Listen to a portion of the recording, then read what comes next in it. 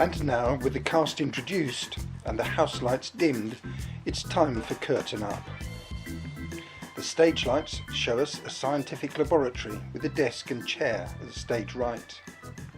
At stage left there is an electronic console with flashing lights, and at rear stage are the two elements of a time machine, a transmitter and a receiver. The scene opens with Patsy at the desk. Morning. Morning. Have I upset you, or do you love your paperwork so much? Oh, good morning, Andy. What a lovely day, Andy. How well you're looking. What a stimulating conversationalist. And at this hour too, shall I come in again? Andy Poppet, be a love and shut up. I'm thinking. A cerebral occupation. A brain. There you have the advantage over my small intellectual offering, the envy of my very soul, which I remind myself doesn't function until well oiled with 3 cups of tea. What are your analytical cogs churning out? Anything interesting? Only planning the great day. Even with the wide open spaces in your head, you can't have forgotten that. Ah, the great day, day of wonder and historical firsts. My Nobel Award. Oh, no, of course, I haven't forgotten it. That's why I'm so jolly. I mean, it's quite something to look forward to, isn't it? Here we are about to send some gullible fool, brave human pioneer back into time itself. Even I can see that's exciting. What are you so uptight about? Don't go thinking you'll get a Nobel Prize. Even if it all works, it'll be the professor who gets that. He invented the machine. But I built it. He wouldn't have had a clue where to start if it wasn't for me. Yeah. Anyway, I've got to do all the planning. You're both hopeless at that. You spend all day thinking about pubs and bedrooms, and the prof has only got time for space, outer space, inner space, hyperspace, and... Watch this space. How about a cuppa? There you go again. Never serious. If you want a cuppa, make one yourself. Oh, I could do with one too. How can I be serious when you do enough for all of us? Haven't I always told you you're too beautiful to be a thinker? Oh, give it a rest. Why don't you go and do something useful? Put the kettle on and go and feed the frogs in the second tank. I haven't done them this morning. And anyway, he's coming today. Who, the prof? No, the volunteer to be the first time traveller. He's due for an interview at 10 this morning. Poor soul. He doesn't know what he's letting himself in for. How did he volunteer then? He must have known something about it. You can't just advertise for time travellers. Security would go mad. We just said, interesting post with historical research. No experience necessary. Just as well. You'd have a pretty short list of applicants if you'd have asked for skilled time travellers. How many replies? Only the one. Some bloke called Gordon. He'll have to do then. And the thicker the better, so he doesn't know what's hit him. I still think you could have been the first to try it. Not me, my dear. I know too much about the contraption to trust my life to it. Besides, I have to operate it. They all serve who only stand and wait. If you can stand and wait with your hands in your pockets all the time, I'm sure I could do that for you. What? Work with your hands in my pockets? No, I couldn't hear of it. Anyway, oh, malvolent one, we wouldn't have to use a human if you hadn't given the game away to the anti-vivisection people. My frogs and gerbils took all the risks in that damn machine. They proved it worked for you. I'm not having them put through all those horrid experiences again, just because no one trusts your workmanship enough to try it out. Go and feed those frogs. Oh, there's some creepy crawlies stuck on the flypaper. Make sure the frogs don't mistake you for one. Just going, sweetness. How sad that the most delicate of roses should always be entwined with thorns. Andy goes out and Patsy throws a book or something, some heavy-looking object at him as he goes. The professor enters. My dear, do be careful of the machine. A shock like that could trip the circuit breakers. Sorry, Professor, but can't you say something to Andy? He's always needling me. I'll expect he'll get over it, Patsy. He's probably a little overexcited just now. I know I am. Now tell me, is it today that the victim, volunteer, arrives? Well, he's coming for an interview, yes. Interview? Whatever for? When he gets here, sign him up, take him on and get him started. The sooner he's in the lab, the sooner we can send him out of it. What time is he due? 9:30. About now, in fact. Good, splendid. Well, when you've sorted out his formalities, I'll explain to him what it's all about. I don't suppose he'll be very bright. Must try and keep it simple. Give us a buzz when he's ready. I'll be in the control room checking coordinates. The professor goes out. Patsy returns to her bookwork. There's a knock at the door. Come in. Come in. Shall I come in? Yes, I said come in. I wasn't sure you meant me. Wasn't it you who knocked? Yes. Well, there you are then. Yes, I suppose I am. Here. Are you Mr. Tinkling? Afraid so, yes. Gordon, actually. Right then, Gordon. When can you start? What? You mean... Is that all there is to it? I can start now if you like. What do I have to do? Fine. The professor will explain everything when I fill out all the necessary forms. Insurance, risk assessments, next of kin and so forth. If you sign them now, I'll finish them off. Here, here, here and here. I've put X's by the places, just like at the dentist's. Professor, Mr. Tinkling is here. My name's Patsy, by the way. Yes, good. I put my X's next to yours. Oh, so you have, like little rows of kisses. How affectionate. The professor comes in. There you are, my lad. Let me shake you by the hand. What do we call you? Can't keep saying Tinkling.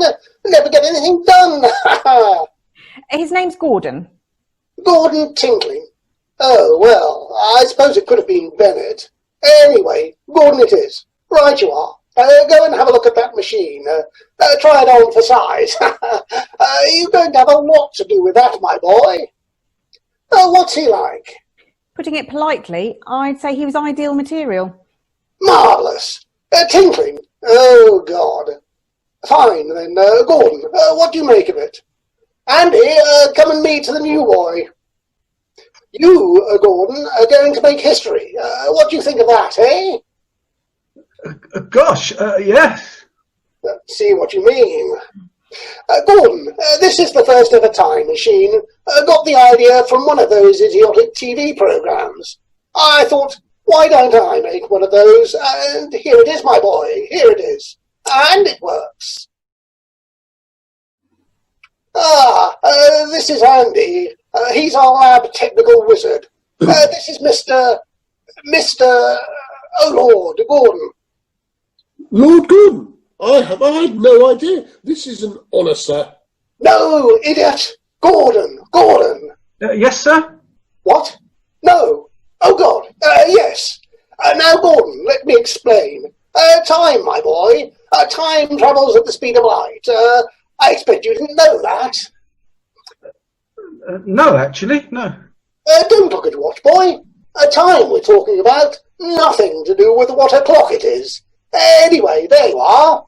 Time travels at the speed of light. So if you travelled at the speed of light, you'd be standing still in time. See that?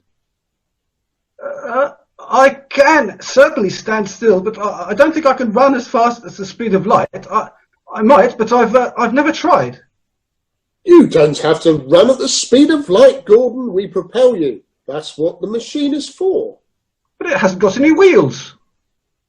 The machine, Gordon, converts you into electrical impulses and sends you off at the speed of light. I get it. It's a joke. No, it's not a joke. It works. But you see, Gordon, it's no good just standing still in time. If you want to overtake it, you've got to go even faster. Are you married, Gordon? What? I'm filling in his forms. Oh, good heavens. Right in the middle of my... of course he's not married. Oh, look at him. Not married, are you, boy? No, sir. Quite right. No. You see, if you want to travel backwards through time, you must go at double the speed of light. That's where the machine comes in again. The secondary unit, which is launched with you, transmits you off a second time to double your speed. You go galloping off round the universe at an impressive rate of knots. Never to be seen again. Well done, Gordon. You're beginning to grasp what we're talking about. No, don't go. It's all right. We've devised a homing beacon so that you can finish up here, back up here. The other part of the machine, the receiver, converts you back into yourself, and Bob's your uncle. My Uncle Bob's dead. No, sorry, I've heard enough.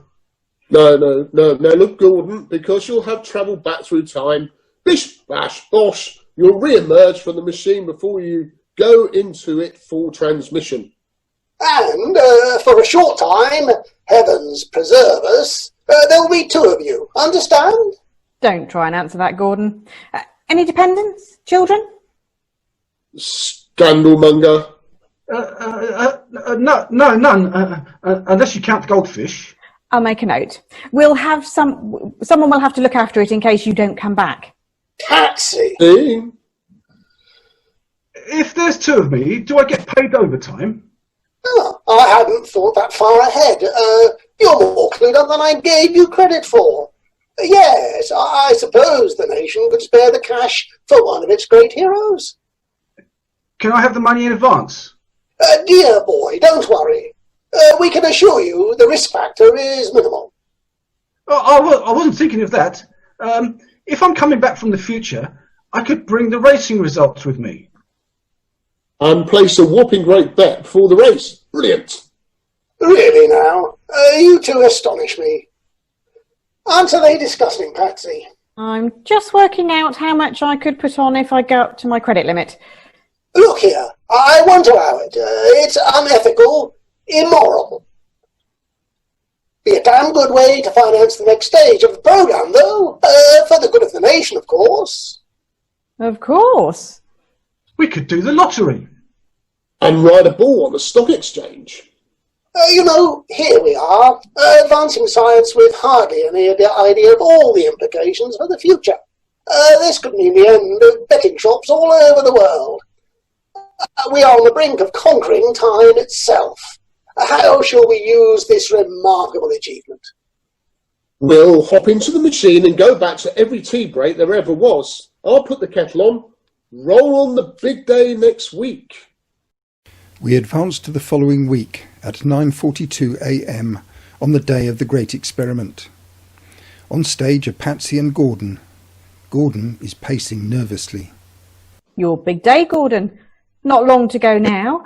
How are you feeling? Rather nervous, actually. Well, it's only to be expected. It's not every day you make history. That's not what's making me nervous. I'm scared rigid of not making history in the most unspectacular way possible. Just disappearing for good. Come on, Gordon. This isn't like you. You settled in so happily here. And after all we know, the machine works. My frog's made it all right. Yeah, but Andy says you blew that out of the water. If it wasn't for you, your frogs would still be the guinea pigs, wouldn't they? My, you are touchy. Let's not go into all that again. My animals did their bit, and now some person has got to try it, or it won't be any use. I mean, what good to anyone is a frog from the future? It could tell a lot of tadpoles not to come near this place. Professor, isn't there something we could give Gordon for his nerves? Love to, dear boy. But I'm not a doctor, you see. Can't prescribe these things. I understand how you feel, though. Got the jitters myself. Hey, it's a time-travelling minute. Why didn't I think of it before? Thank heavens for that. Just in the nick of time, too. What are you saying, Gordon? Have we all forgotten something? Yes. Don't you see? Look, I'm due to go into that machine at 3 o'clock this afternoon, right? Yes, indeed.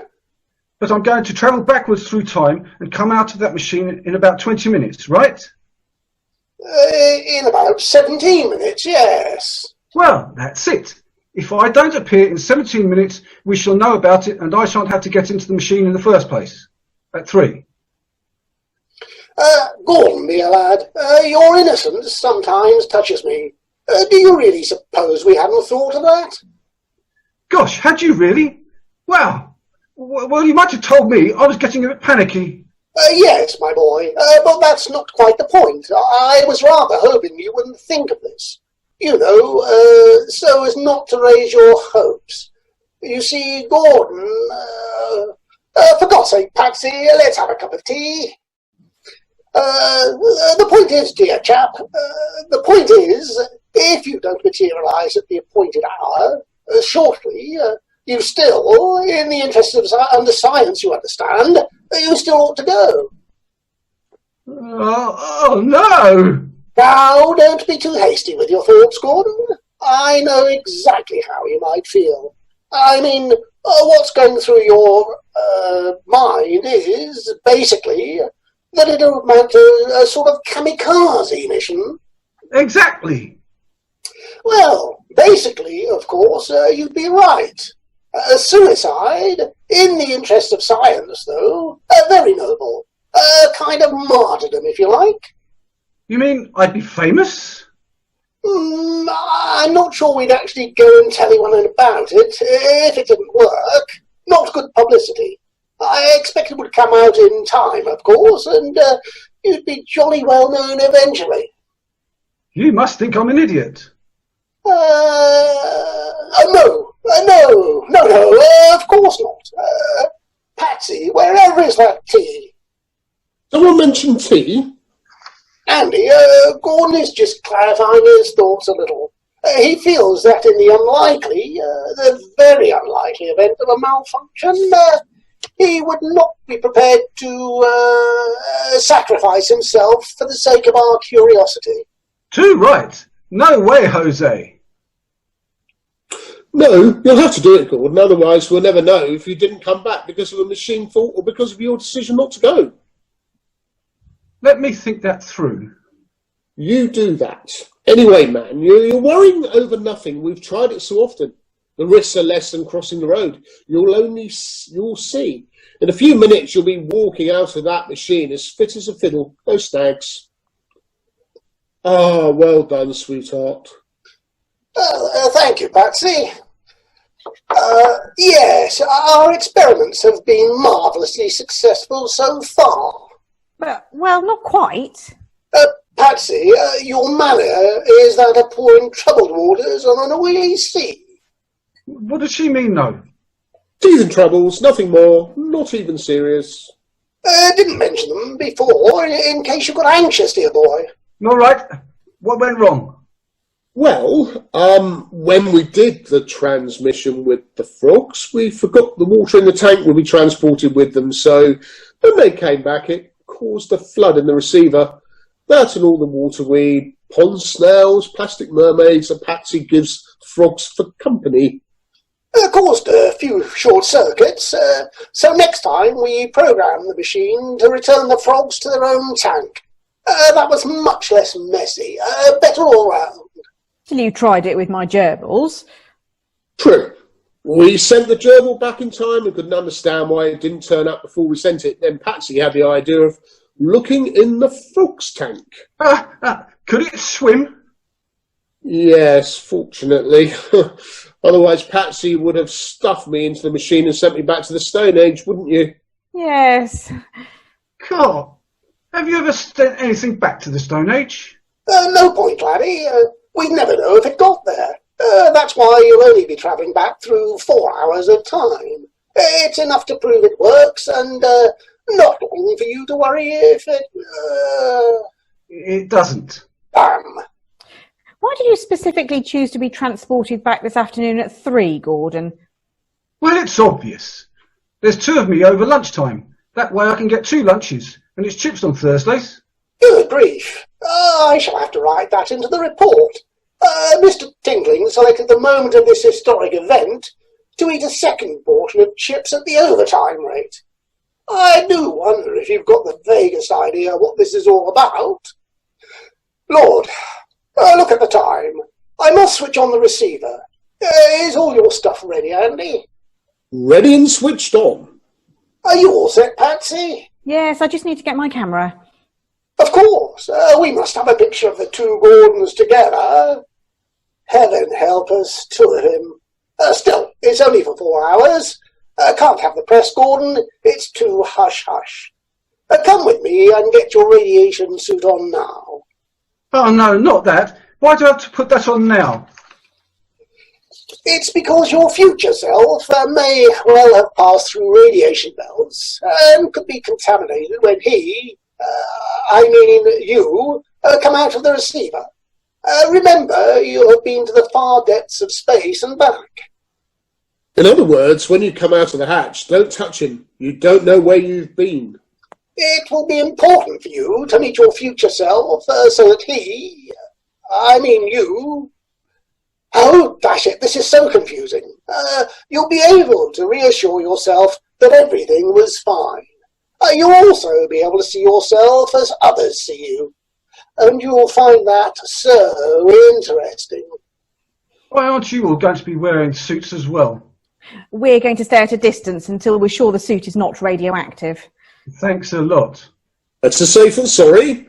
Old mate, radiation can affect your fertility. Your descendants might rapidly become an endangered species. Hey, there's an idea. Leave it off. Come on, Gordon, the time. You shouldn't go on at Gordon like that. It was only a joke. He doesn't even understand I'm doing it. That's why I think it's cruel. You and your dumb animals. Stop it. Okay, I've stopped. I apologise. Coming out for a celebration meal tonight. Somewhere posh. I'll treat you. How can you afford that? Payday isn't until next week.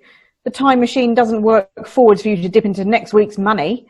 No, but it does work backwards, and Gordon's going to bring back the racing results, remember? Oh, yes, I'd forgotten.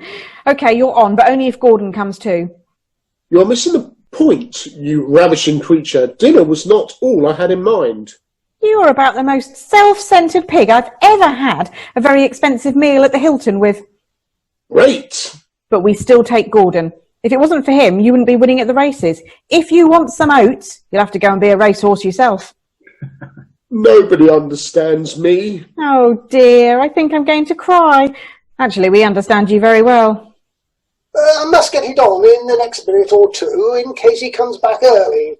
It would be disastrous if he was here, trying to materialise, and the receiver wasn't switched on. Look, I'll try it again. Give us a shout if it comes on. Oh, Lord, what a calamity.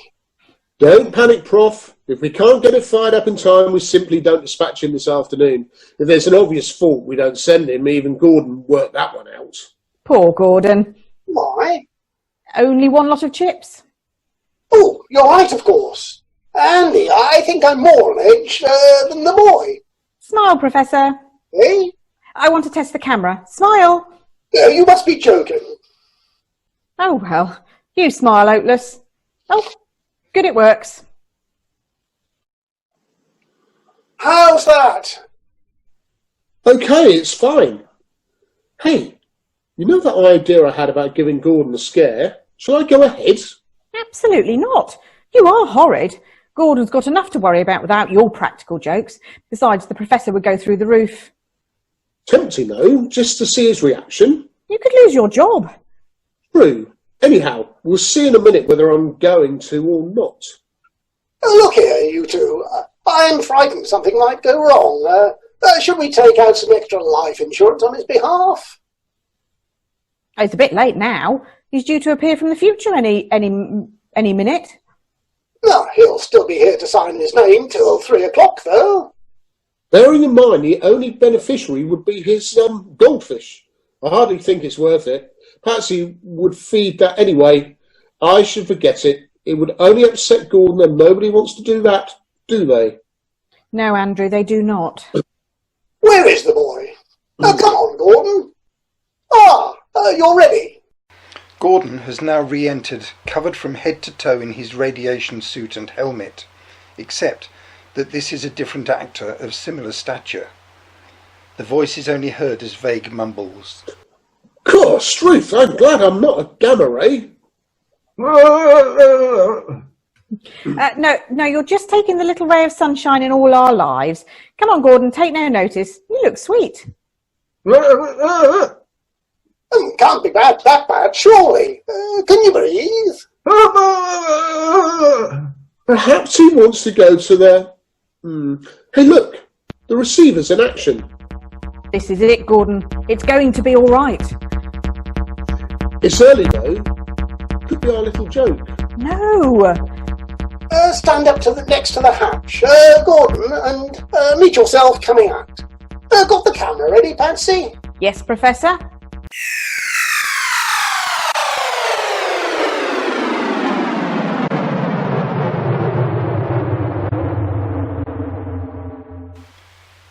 The receiver's hatch door opens to reveal a skeleton. Gordon passes out on the floor.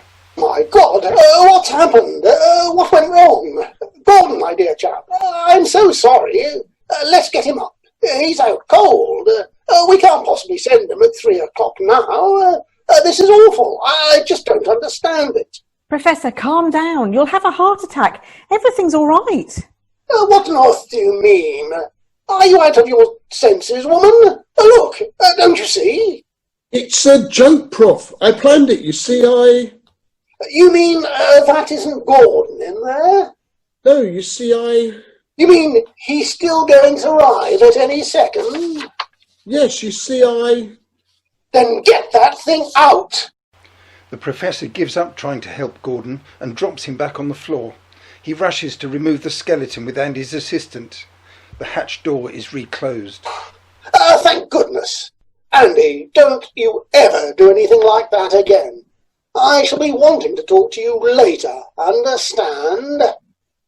Professor, you do realise that Andy hasn't put that skeleton in the transmitter yet, don't you? It's come back through time. He was planning to send it off at 4 o'clock this afternoon, and now that it's arrived, you'll have to do it. I see what you mean. Yes, you'll have to do it. You can't not do it. Patsy, do I deduce that you were in on this prank as well? No, she wasn't. She tried to talk me out of it. It's all my fault. Sensible girl. My word. Look, we've left poor old Gordon stretched out on the floor. Let's get him to a chair. Come on, dear boy. Up you sit. Professor, the receiver. It's operating again. This really is it then. No more tricks, Andy. I sincerely hope not. Let him lie on the floor. We'll never get him up like this.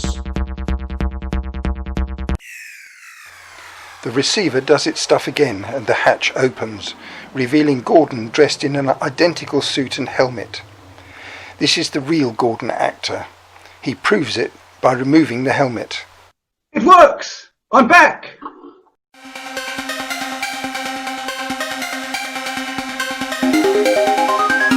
All 4 cast members are on stage, with the presence of bottles and glasses indicating that they have been celebrating for some time.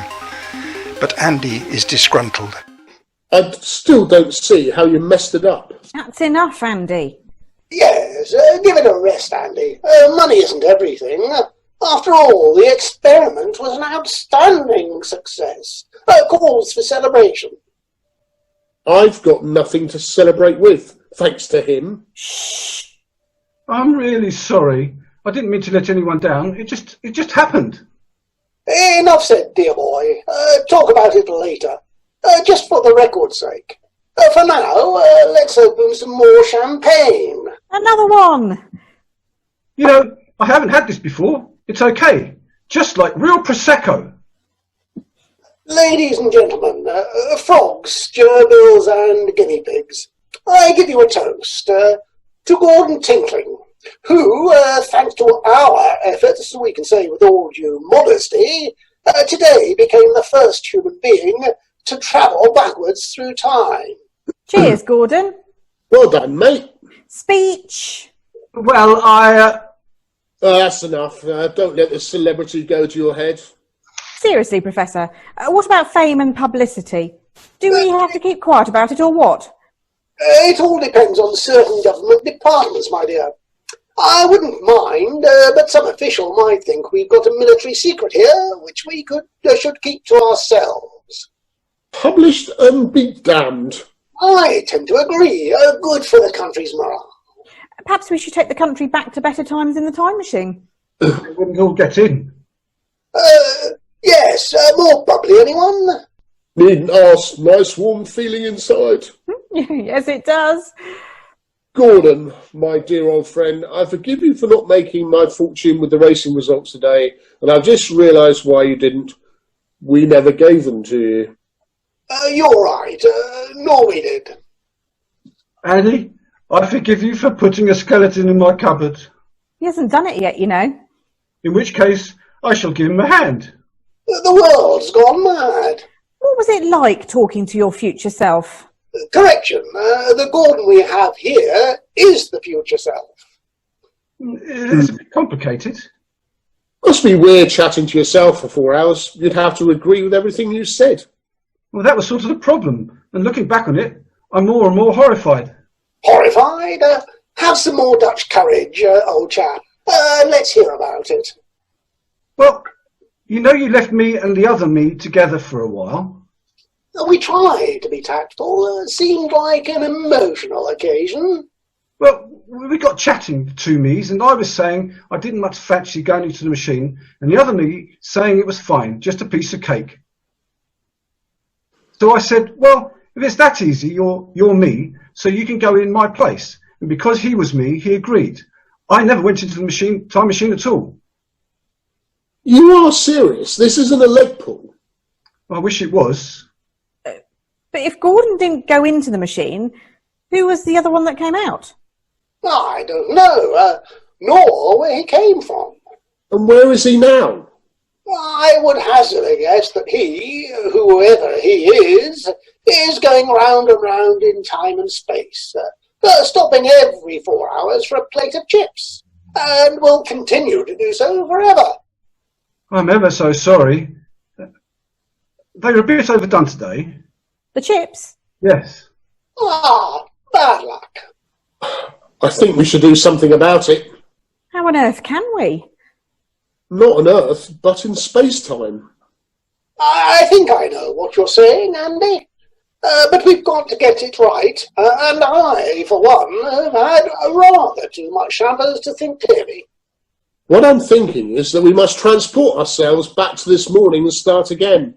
But this time, Gordon has to go through with the transportation at 3 o'clock. Agreed? Well, I know it works now, and it would be a relief to do something.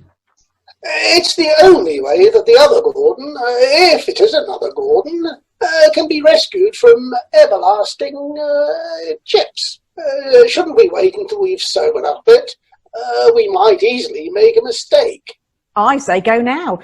It's only the fizz that will get me into that machine at all. All in favour? Right. Everything must be as it was, say a quarter of an hour before he came out of the machine this morning.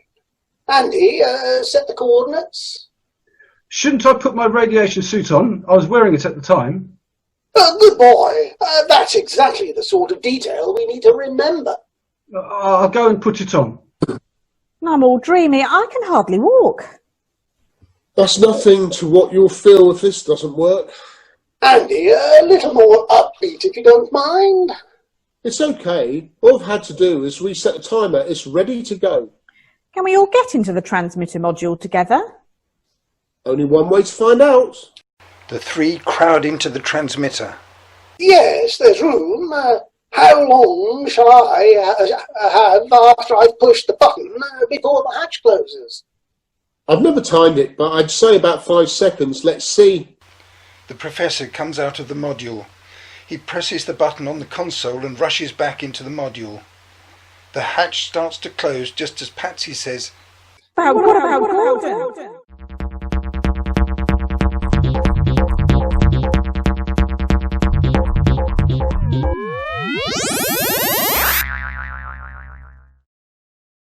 Gordon enters, hopping on one foot, trying to get his suit on. I've been thinking it can't possibly work because we didn't have the receiver turned on at the time. Even if we did, we'd have seen ourselves arrive and we didn't. Hello? Where are they all gone? Professor? Andy? The transmitter hatch door opens automatically, showing it's empty inside. Oh no! Gordon looks desperately at the console, but doesn't know which buttons to press. Oh well, I don't know. That's that, I suppose. Nothing I can do. Time to be off. Gordon exits and returns with his coat, but then has a sudden thought. Wait a minute. Somebody's got to do it. He exits again and returns with a skeleton. He stands it in the transmitter, then goes to the console and presses a button. The hatch closes and the machine goes into action. Gordon exits with his coat.